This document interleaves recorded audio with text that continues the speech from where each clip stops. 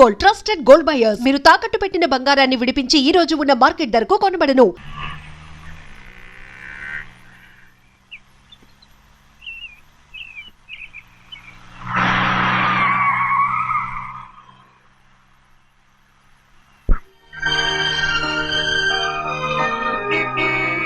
మళ్ళీ ఇంకో కారా? ఇప్పటికే 7-8 కార్లు ఊరికనే బయట ఉన్నాయి. నేల మీదగా ఉన్నాయి, నేను ఎత్తి మీద ఉన్నాయి. ఏంటయ్యా ఇది? మళ్ళీ కొత్త కారా? ఇప్పటికే 7-8 కార్లు ఊరికినే పడి ఉన్నాయి. ఉండని, నేల మీద కదా ఉన్నాయి, నీ నెత్తి మీద ఉన్నాయి. ఈ నెల జీతం ఉండదు మీకు? అయ్య బాబోయ్. ఇది కరెక్ట్. ఇదిగో గోవిందయ్య, అయ్యా. అమ్మాయి అమెరికాలో చదువుకుని వస్తాంది కదా. అవునయ్యా. తనకి ఏ కారు నచ్చుతుందో ఎవరికి తెలుసు. ఇదేదో కొత్త కారు వచ్చిందంట, అందుకే ఒకటి కొనేశాను. ఆహా. వచ్చే వారం ఇంకో కంపెనీది వస్తుంది. అలాగా? అవునండి, దాని పేరు హోండా అండి. గోవిందయ్య, అయ్యా. అదేదో ఉండానో బొండానో ఒకటి బుక్ చేయి. అలాగండి. మరి ఈ కారు ఎక్కడ పెట్టాలండి? నీ నెత్తి మీద పెట్టుకో. ఇదిగో లెక్కలో కారు కొన్న బిల్లు మిగతా డబ్బు ఇందులో ఉంది, లెక్క రాసుకో. చిన్నయ్య పెళ్లి బాగా జరిగిందా? అది కూడా లెక్కలో రాసుకోవాలా? అడుగుతారా మీరు? రే బస్సులు పట్టుకుంటారా, బండి రంగు మార్చేస్తాడు. అవునయ్యా, ఎర్రబండి నల్లబండి అయిపోద్ది. ఏంట్రా బసవా చూస్తున్నావు? ఈ కారుకి 8 చక్రాలు కరెక్ట్ గా ఉన్నాయా లేవని చూస్తున్నాను. ఈ కారుకి 8 చక్రాలా? అలా వంగి చూడక్కర్లేదు, నిలబడి చూసినా కనపడతాయి. ఏంట్రా బాగుతున్నావు? బాగటం కాదు, నీకు లెక్కలు బాగా వచ్చు కదా. ఏదో పర్లేదులే. అయితే రాసుకో. ఈ పక్క 2 చక్రాలు ఉన్నాయా? అవును. ఈ పక్క కూడా 2 చక్రాలు ఉన్నాయా? అవును. 2 2 4. అలా చెప్తావు. ఈ పక్క కూడా 2 చక్రాలు ఉన్నాయా? ఉన్నాయి. 4 2 నీ ప్రకారం 6. బాగానే చెప్పావు. ఈ పక్క కూడా 2 చక్రాలు ఉన్నాయా? అవును. 6 2 8. సరిపోయిందా? ఇంకా ఉన్నాయిరా. అందుకేరా నువ్వు నీ జీవితంలో తెలియగలవాడిని నిరూపించుకోలేవు. అయ్యగారు నీ ఉద్యోగం పర్మనెంట్ చెయ్యరు. నీ జీవితాంతం నువ్వు టెంపరవరీయే. నీకు బోనస్ ఉండదు. ఇదిగో అన్నవరం, మీ అందరికంటే కూడా నేనే తెలివైన అనిపించుకొని ఎక్కువ జీతం ఎక్కువ బోనస్ నేనే కనుక తీసుకోకపోతే నా పేరు బస్వయ్య కాదు. ఇది ఇల్లా సత్రమా? అబ్బా నువ్వు ఉండవయ్యా, నేను చెప్తున్నాను కదా. వంటింట్లో ఏమేం చేయాలో ఎంతెంత చేయాలో తెలియక అందరూ ఖాళీగా కూర్చున్నారు. 2 రోజుల నుంచి చిన్న పళ్ళకు రావట్లేదంటగా. వెంటనే డ్రైవర్ పంపించి చిన్న పిలిపించండి. 2 రోజులుగా నువ్వు ఎక్కడికి వెళ్ళావు? సముద్రం ఎలా ఉంటుందో చూద్దామని వైజాగ్ వెళ్ళానండి. వెళ్ళా సముద్రంలో. గోవిందయ్య, అయ్యా, ఈ లెక్క చూసి పంపించి. అలాగే అగా. నీకు లెక్క చూసి కదా డబ్బులు ఇవ్వాలి. మరి ముందే అయ్యా అయ్యా అయ్యా అంటూ ముష్టోళ్ళగా చేయి చెప్తావిట్రా. నువ్వు ఎప్పుడు వచ్చావు, నీకు ఎంత ఇవ్వాలి చెప్పు. గుమ్మస్తా మీరా నేనండి. మీకు లెక్కలు తెలియకపోతే వెళ్ళి చిన్నయ్య గారిని అడగండి. ఏంట్రా డబ్బా ఇస్తున్నావా? నన్ను ఉద్యోగం అనేది వెళ్ళిపోమన్నారు కదా. అంటే ఏడుస్తావిట్రా. ఎక్కడికి వెళ్ళాలో ఎలా బతకాలో తెలియక ఏడుస్తుంటా. సరే సరే సరే, ఏడో ఒక. ఇప్పుడు మా ఇల్లు చూసుకోవడానికి ఎవరు లేరురా. నా కూతురు కూడా ఇక్కడే పని చేస్తుంది. మరి నువ్వు మా ఇల్లు జాగ్రత్తగా చూసుకుంటావా? అలాగేనండి. ఈ ఉద్యోగం పర్మనెంట్ కదండి? అది నీ నరకం మీద ఆధారపడి ఉంటుంది. అంతే కదా, తప్పకండి. ఎలా నరాలు తగినట్టు నడుస్తున్నా. బాలేదా? ఇంకోటి నడుస్తాను.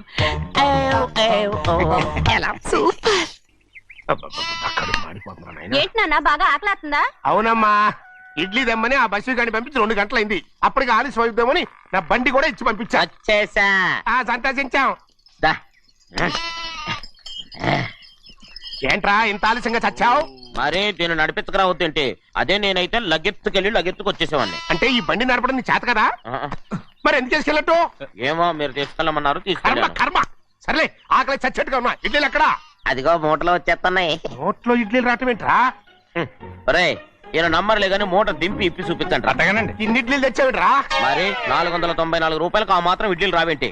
494 రూపాయలకి ఇడ్లీలా? మరి అదే చెప్పడం ఏమో చెప్పేస్తారు, ఆ తర్వాత మర్చిపోతారు.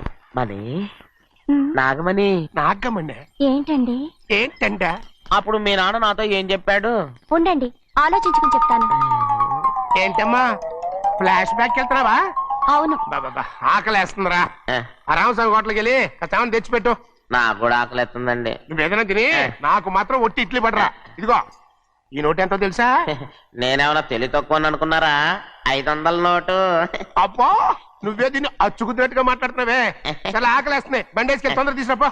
ఇదండి జరిగింది. చిల్లర లేదు కదా అని 500 రూపాయలు నోటిచ్చి పంపిస్తే మొత్తం ఇడ్లీలు పట్టుకొస్తా ఉంటా. నీ నోట్స్ చెప్పు. ఆకలేసేస్తుందమ్మా. చట్నీ సాంబార్ ఇదిరా. ఇచ్చాడండి. ఇది నేనే వద్దన్నానండి. ఎందుకని? మరి అదే మళ్ళీ మర్చిపోయారు. నాగమణి మీ నాన్న నాతో ఏం చెప్పాడు? అయ్యో అయ్యో చట్నీ సాంబార్లని ఎన్ని సార్లు ప్యాక్ పెట్టుకెళ్తారా? తిని నాకు మాత్రం ఉట్టి ఇడ్లీ పడరా. ఇదిగో ఆయనకు అర్థమయ్యట్టు మళ్ళీ చెప్పు. నాకు మాత్రం ఒట్టి ఇడ్లీ పడరా. అయ్యో రేయ్, నువ్వు నా కంటి ముందు చెప్పా. ఆయనతో పాటు నేను బయటకు వెళ్ళిపోతాను. ఎందుకంటే ఆయన నేను మీ దిక్కుమాల ప్రేమ కథ వినే ఓపిక ఎవ్వరికి లేదమ్మా. అయినా నువ్వు అనేది ఏముందిలే, అతను లేకుండా నేను బతకలేను అంటావు అంతే కదా. అయితే ఒక కండిషన్ రా. ఏంటి? నువ్వు చాలా తెలియగలవాడవని ఈ ప్రపంచానికి, నీ ముఖానికి ప్రపంచం దాకా ఎందుకు గాని ఈ ఊళ్ళో నిరూపించుకో. నా కూతురు నీకు ఇచ్చి పెళ్లి చేస్తా. వాకే వెరీ వీచి. అయితే నువ్వు ఇంటి నుంచి బయటికి వెళ్ళరా. బయటకెళ్ళా. ఏమైందిరా అంతరాట పరిగెత్తున్నారు? ఉండవా ఏమయ్యా, ఏంటి అంతరాట పరిగెత్తున్నారు? నువ్వు నాకు అగనిస్ట్ పార్టీ, నేను నీకు చచ్చినా చెప్పకూడదు. అయినా వయసులో పెద్దవాడు అడుగుతున్నావు కాబట్టి చెప్తున్నాను. మన బసవాడు లేడు, వాడు పండుతున్నాడంట. అగా బసోడు ఏంటి, కొండ ఎత్తడం ఏంటి? ఎగతాళిగా ఉందా? నేను ఎగతాళి చేయడం కాదండి, ఊరంతా పరిగెడుతున్నారు. పైగా 10 రూపాయలు టికెట్ అంట. బసోడు కొండ నేను తీసుకెళ్ళి చూపిస్తాను. నా కూతురు రా. ప్రశాంతంగా ఉండండి, ప్రశాంతంగా ఉండండి. ఆంజనేయ స్వామి ఒక పండగ కాలే బాగా ఒళ్ళు పట్టంటారా.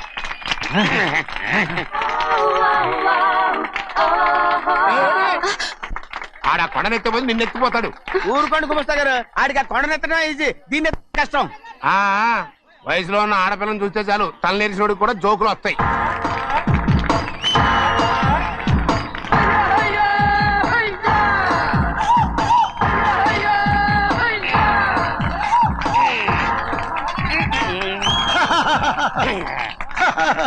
రెడీ. ఏంట్రా రెడీ? కొండనెత్తు. ఓ 50 మందిని పిలవండి. ఎందుకు? ఆ కొండను తెచ్చి నా చేతుల మీద పెట్టడానికి. అప్పటి నుంచి నేను చెబుతూనే ఉన్నా, ఇది ఫిట్టింగ్ ఏదో పెడతాడు అని. ఒక్కడనా నా మాట విన్నారా? ఊరుకోవా, నీ కూతురని మాటలేదు, మేమే వింటాం. ఇది ఒక పిచ్చి కొయ్యి. ఏంటి 50 మంది వల్ల కాదా? అయితే ఊరు మొత్తం వచ్చి ఆ కొండను తెచ్చి నా చేతుల మీద పెట్టండి, అప్పుడు నేను ఒక్కనే ఎత్తుతాను.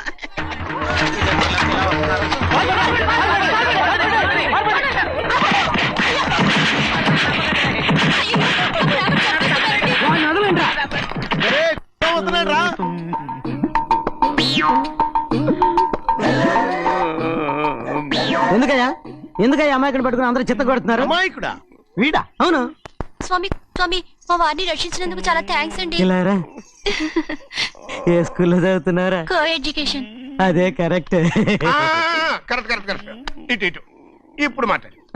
నీ కూతుర్ని ఇతనికి ఇచ్చి చెయ్యాలి అంటే ఇతను తెలివైన వాడని నిరూపించుకోమన్నారుగా. అవును.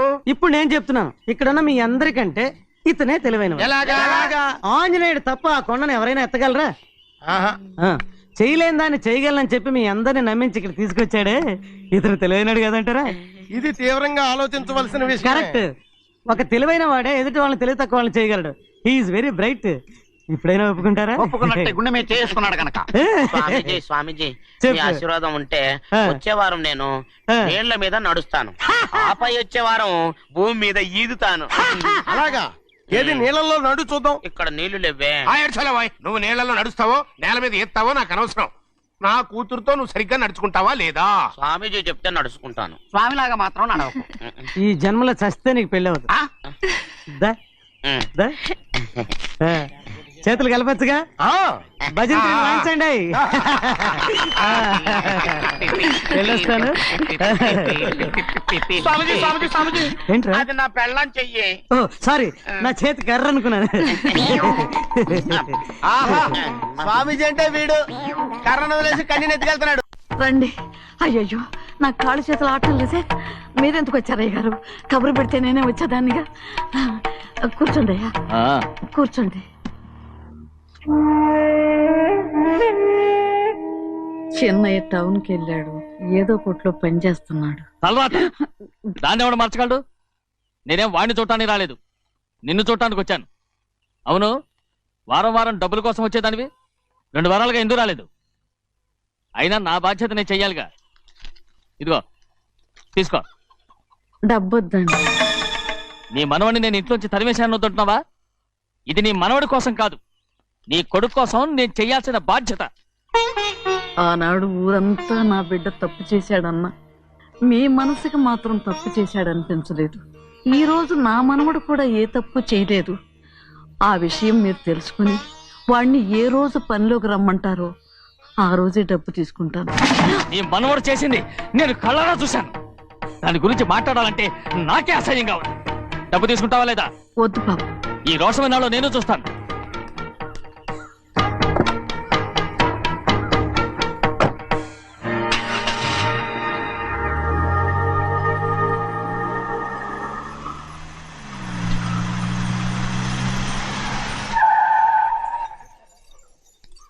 ఏంట్రా అందరూ ఇంట్లో పనులు మానేసి బయట కబుర్లు చెప్పుకుంటున్నారు? పెద్దమ్మాయి గారు అల్లుడు గారు మన ఇంటికి వచ్చారండి. వాళ్ళతో పాటు బంధువులు కూడా తీసుకొచ్చారండి. అందుకే మేమేం అనలేకపోయామండి. తాంబూలాలు కూడా పట్టుకొచ్చారండి.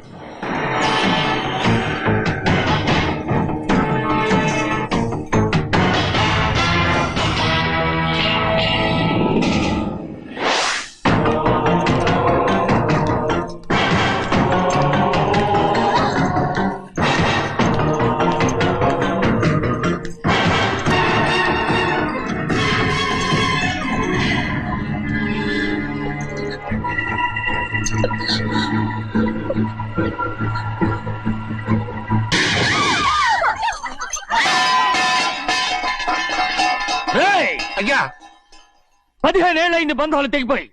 ఎంత ధైర్యం ఉంటే మళ్ళీ ఈ ఇంట్లో అడుగు పెడతారు? ఎవరు రాయి గాడిదల్ని లోపల రానిచ్చింది? ముందు వీళ్ళందరినీ మెడబెట్టి బయటికి గెట్టేయండి. నేనే వాళ్ళని రమ్మన్నాను.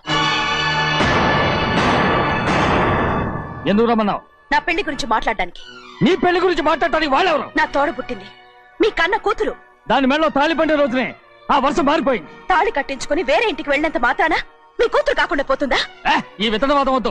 రమ్మని చెప్పి నువ్వే వాళ్ళని పొమ్మని చెప్పు. అంత కాని పని మేమేం చేశాం బావా? ఇంకోసారి బాగా అంటే మర్యాద దక్కదు. మీ చిన్న కూతురు పరుగు పోయినప్పుడు ఏమైందో ఈ మర్యాద? అది నా సొంత విషయం రా.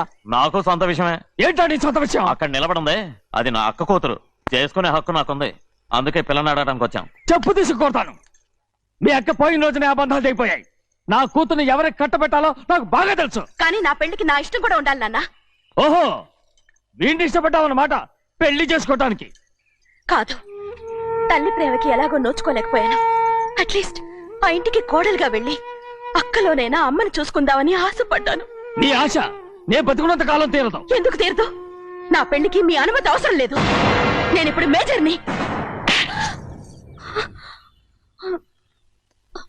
ఎవరితో మాట్లాడుతున్నావే? ఆయన మనకు జన్మనిచ్చిన తండ్రి. ఆయనకిష్టం లేకుండా నీ పెళ్లి జరిగిపోతుంది అనుకుంటున్నావా? నువ్వు మేజర్ అంటున్నావే. ఇంతవరకు నిన్ను చదివించి పెద్దదాన్ని చేసింది ఎవరు? విదేశాల్లో చదివినంత మాత్రాన నోటికొచ్చినట్టు మాట్లాడతావా?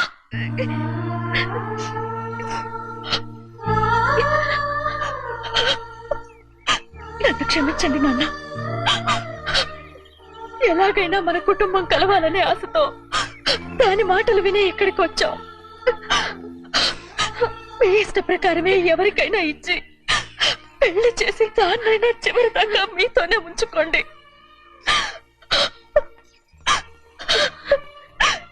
వెళ్ళొస్తానన్నా. ఎందుకు వదినా వెళ్ళొస్తామని చెప్తున్నావు? ఈ జన్మలో ఇక్కడికి రాలేమని తెలిపోయింది కదా. వెళ్తామని చెప్పు.